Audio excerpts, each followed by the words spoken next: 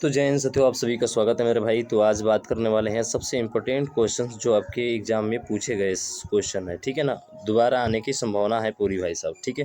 तो फटाफट इस वीडियो को शेयर करिएगा। अभी तक चैनल को सब्सक्राइब नहीं किया मेरे भाई, सब्सक्राइब भी कर लीजिएगा। दिया है कि दो संख्या 3:5 के अनुपात में है। यदि प्रत्येक में से 6 क्या कर दिया जाए, 6 घटा दिया जाए, तो नई संख्या 9:17 के अनुपात में हो जाती है। तो छोटी संख्या क्या है?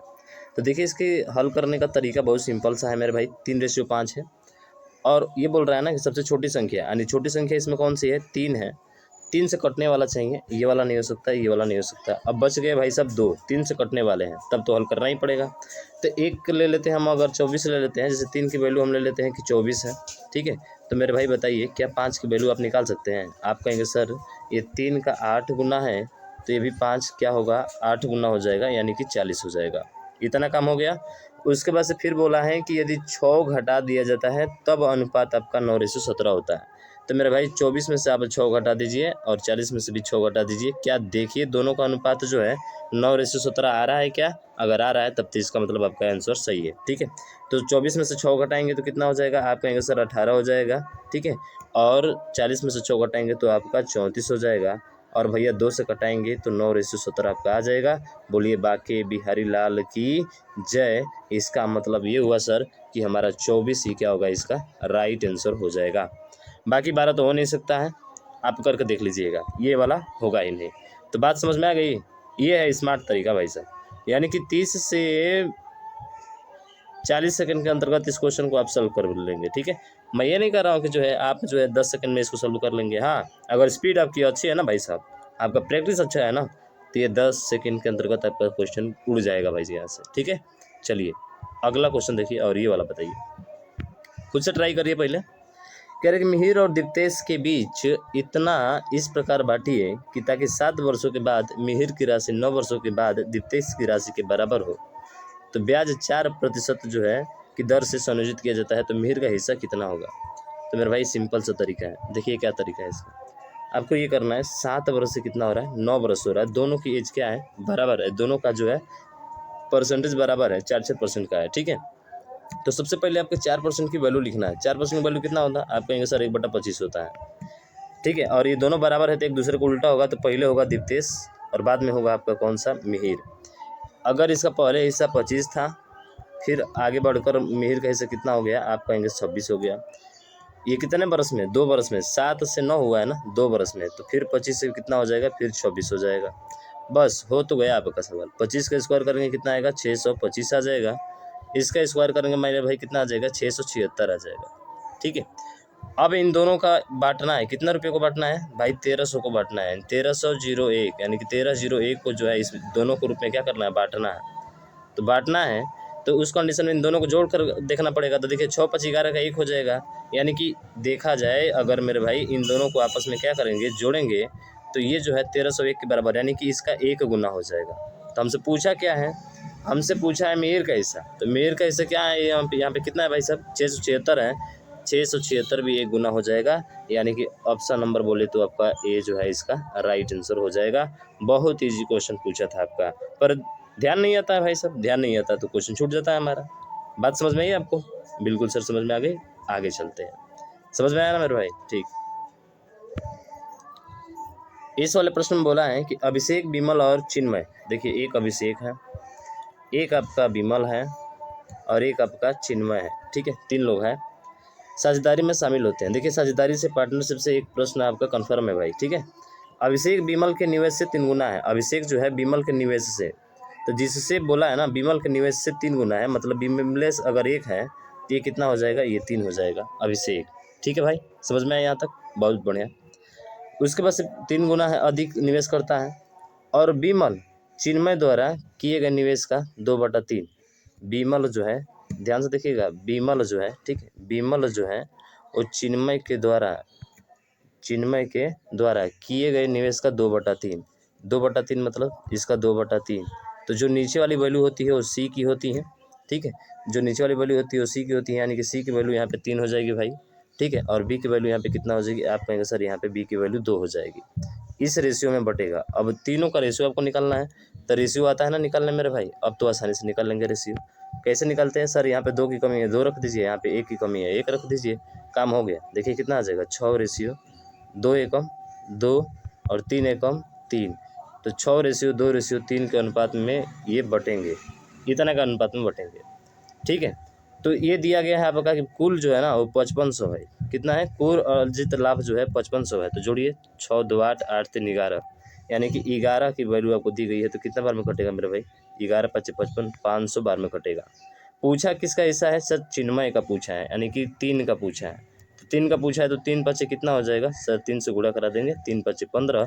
बोलिए बाकी बिहारी लाल की जय। बी फॉर बिहारी लाल। देखिए रहे हैं ना, बिहारी लाल आपका काफ़ी साथ दे रहे हैं भाई साहब, दे रहे हैं ना, मज़ा भी आ रहा है। बोलिए एक बार फिर से बाकी बिहारी लाल की जय। समझ में आ रहा है ना मेरे भाई? बिल्कुल बेहतरीन क्वेश्चन है, लाजवाब क्वेश्चन है आपके। ठीक है, इसमें बोला है कि एक आदमी वस्तु को 25% के लाभ पर बेचता है। तो मान लेते हैं कि पहले 100 था, इसको 25% लाभ पर बेचा तो कितना में बेचेगा? आप सभी को पता होगा 125 में बेचेगा। 25% का लाभ था तो कितना में बेचेगा? 125% में बेचेगा। यहाँ तक कन्फर्म है? बताइए मेरे भाई, कहीं कोई दिक्कत नहीं सर। फिर बोला है कि यदि उसने इसे 20% कम पर खरीदता, यानी कि इस 100 की वैल्यू अब 20% कम पर खरीदता, तो 20% कम का मतलब क्या होता है? 80 हो जाएगा। अरे 20% कम करेंगे तो 80 होगा ना? बिल्कुल सर 80 होगा। 20% कम पर खरीदता और इसे इतना रुपया कम में बेचा होता तो उसे 30% का लाभ होता। मतलब इसी 80 का कितना परसेंट लाभ होता है उसको? 30% लाभ होता। तो 30% लाभ का मतलब कितना हो जाएगा? 8 3 24, 24 और जुड़ जाएगा। निकालने आता है ना मेरे भाई? 80 का 30% तो 80 × 30/100 हो जाएगा। तो 2 0 तो ऐसे ही खत्म हो जाएंगे, 8 3 24 हो जाएगा। 80 था और 24 बढ़ जाएगा तो कितना हो जाएगा? आप कहेंगे सर 80 में 24 जोड़ेंगे तो 114 हो जाएगा। 100 कितना हो जाएगा? 24 जोड़ेंगे ना मेरे भाई, जोड़ दीजिए 24 104 होगा, सॉरी 104 होगा। तो 104 हो गया। कितना हो गया? 104 हो गया। इसको हटा देते हैं। इतना बात है, आपको समझ में आई है? बिल्कुल। अब देखिए पहले 125 में बेच रहा था, अब 104 में बेच रहा है। कितना कम में बेच रहा है? आप कहेंगे सर 21 रुपया कम में बेच रहा है। और ये कह रहा है कि 21 रुपया नहीं, अरे 21 रुपया नहीं, 12.60 रुपया कम में बेच रहा है। यानी कि इस दोनों का क्या लग जाएगा? पेयर लग जाएगा। तो मेरे भाई बताओ कब बार में कटेगा? हमें तो 100 की वैल्यू चाहिए ना, हमें तो चाहिए क्रय मूल्य। अरे हमें क्या चाहिए? हमें क्रय मूल्य चाहिए, यानी 100 की वैल्यू चाहिए। तो 100 से इसमें क्या कर देंगे? गुणा कर देंगे, आपकी कहानी खत्म हो जाएगा। यानी 21 से ये 0.6 बार में कटेगा। 0 पॉइंट कितना बार में? 6 बार में। देखिए 6 एकम 6, 6 2 12 और 2 0 से जब गुणा कराएंगे तो मेरा भाई बताइए कितना आंसर आएगा? आप कहेंगे सर 60 आएगा। बोलिए बाकी बिहारी लाल की जय। ऑप्शन नंबर ए इसका राइट हो जाएगा। समझ रहे हैं ना?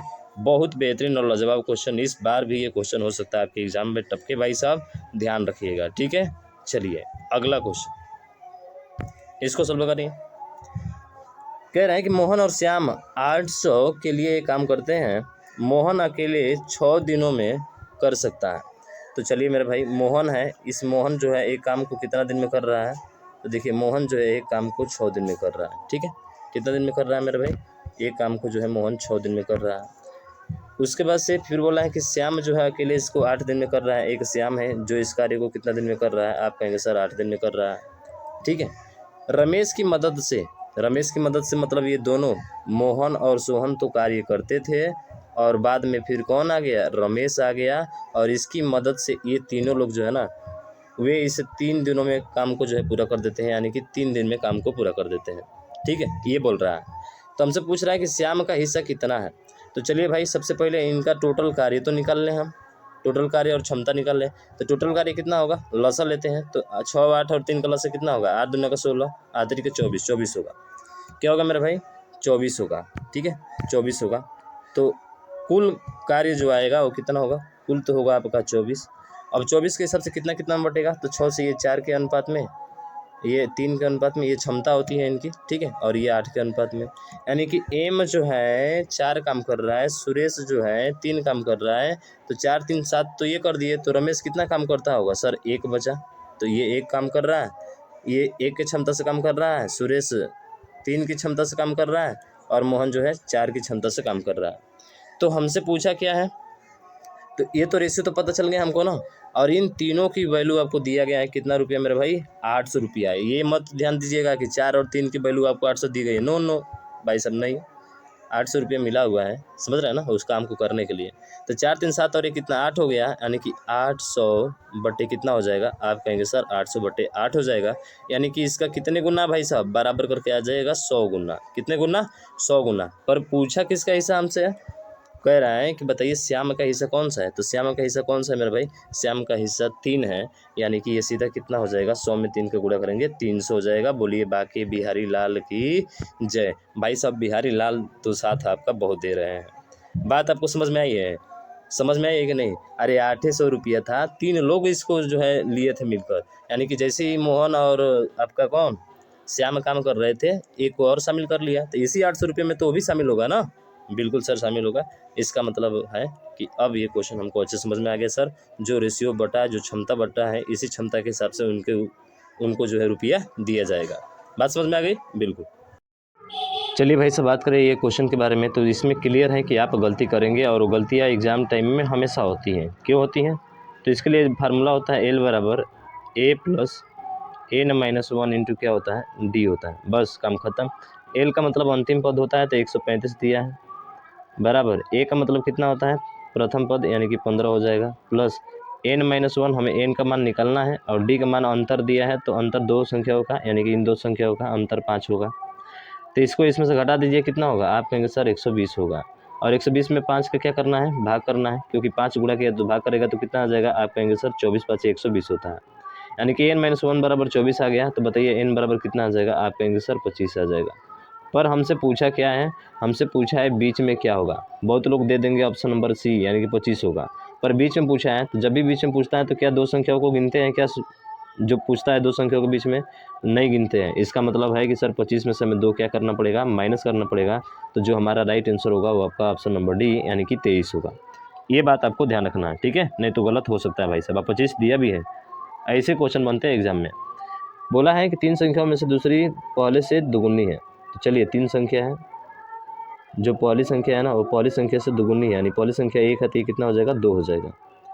और मतलब दूसरी संख्या के बारे में बोल रहा है, और तीसरी से भी 3 गुनी है, यानी कि जो दूसरी संख्या है वो तीसरी से कितनी गुनी है, तो सर तीसरी से 3 गुनी है, यानी कि 3 हो गया और ये क्या हो गया 1। अब देखिए यहाँ पे 2 दिया है, दूसरी संख्या 3 दिया है और यहाँ पे 2 दिया है, बराबर करना होगा। तो इसमें 3 से गुणा करेंगे और इसमें किससे गुणा करेंगे मेरे भाई, 2 से। तो 3 दूना कितना हो जाएगा 6, और 3 एकम 3 हो जाएगा। उसी तरह से यहाँ पे भी 6 हो जाएगा और 2 एकम 2 हो जाएगा, क्योंकि 2 से गुणा करा रहे हैं। तो अब पहली दूसरी तीसरी का आ गया, यानी कि पहली संख्या दूसरी संख्या और तीसरी संख्या का अनुपात हमको सर मिल गया। कितना है, तो पहली संख्या है आपका 3, दूसरी संख्या है आपका 6 और तीसरी संख्या है आपका कितना, 2। अब इन तीनों की वैल्यू आपको दी गई है 66, एवरेज औसत बोला है ना। इन तीनों का जो औसत है मेरे भाई वो कितना है, तो आप इसमें बोला है कि इन तीनों का औसत जो है 66 है। तो औसत जोड़िए, 6 3 9 2 11, 11/3 बराबर हो जाएगा किसके, 66 के, ठीक है। तो 1 किसके बराबर होगा, तो सर 11 से ये 6 बार में और 6 से ये 3 का गुणा करा देंगे, 18 हो जाएगा। 1 की वैल्यू 18 आ गई। हमसे पूछा है सबसे छोटी, तो सबसे छोटी आपकी 2 है, 2 से गुणा कर देंगे, यानी कि 18 दूना का 36, यही आपका क्या होगा, राइट आंसर होगा। बोलिए बाकी बिहारी लाल की जय। समझ में आ गया भाई साहब। तो यही था क्वेश्चन, इजी था ना, नहीं इजी नहीं था, थोड़ा सा अच्छा क्वेश्चन था। ऐसे ही क्वेश्चन आपके एग्जाम में मिलते हैं भाई साहब, और वही मैं प्रश्न हल करूँगा जो आपके एग्जाम में मिलते हैं। तो प्लीज़ इस वीडियो को शेयर और करिएगा। अभी तक चैनल को सब्सक्राइब नहीं किया मेरे भाई, सब्सक्राइब कर बेल आइकन को जरूर दबा दीजिएगा, ताकि जो भी वीडियो अपलोड है उसका नोटिफिकेशन आपको मिल जाए। तो मिलते हैं नेक्स्ट वीडियो में, तब तक ले जय हिंद जय भारत।